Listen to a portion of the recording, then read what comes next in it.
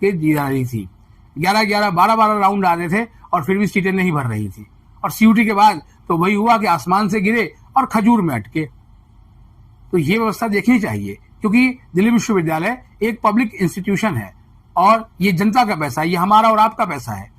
तो इसमें पढ़ने के लिए जो है वो विश्वविद्यालय में देश भर के विद्यार्थियों का हक है और उन्हें उनकी मेरिट के आधार पर मिलना चाहिए। लेकिन मेरिट ऐसी नहीं होनी चाहिए कि आप जो है वो ऐसा एक बैरियर लगा के रखें और सीट आप रिलीज ही ना करें और फिर लास्ट तक आ जाए और फिर बच्चे किसी और संस्थान में चले जाएं और फिर उसके बाद ड्यू कहे मेरी तो सीटें खाली हो गई। सीटें खाली इसलिए हो गई कि बच्चों को ये कोर्स नहीं चाहिए। ऐसा नहीं है, आप उन्हें कोर्स दें तो सही, आप उन्हें कोर्स दें। पहले जब कट ऑफ पे एडमिशन होता था तो कट ऑफ पे कोई बैरियर नहीं था।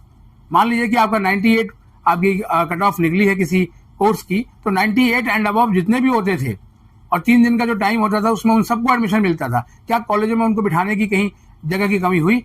ऐसा तो नहीं हुआ। मेरे 2 दशक से अधिक की रिपोर्टिंग में मैंने कभी ऐसा नहीं देखा, सिवाय एक बार किरोड़ीमल कॉलेज में जब बीए ऑनर्स पॉलिटिकल साइंस में कई सेक्शन बनाने पड़े थे। लेकिन उसके उस समय भी जो तत्कालीन प्रिंसिपल थे भीमसेन सिंह, उन्होंने व्यवस्था की और मैंने इस पर उनका इंटरव्यू भी किया था और उन्होंने कहा भी कि बहुत अच्छी तरीके से जो है वो हमने चलाया और ये कोर्स इतना पॉपुलर है कि आप देखिएगा मुनमुन जी कि आगे आने वाले टाइम में पॉलिटिकल साइंस ऑनर्स की डिमांड और बढ़ेगी। और वही हुआ। आज पोल साइंस ऑनर्स सबसे पॉपुलर कोर्सेज में से एक है और जो है वो हिस्ट्री पोल साइंस कॉम्बिनेशन में भी ये कोर्स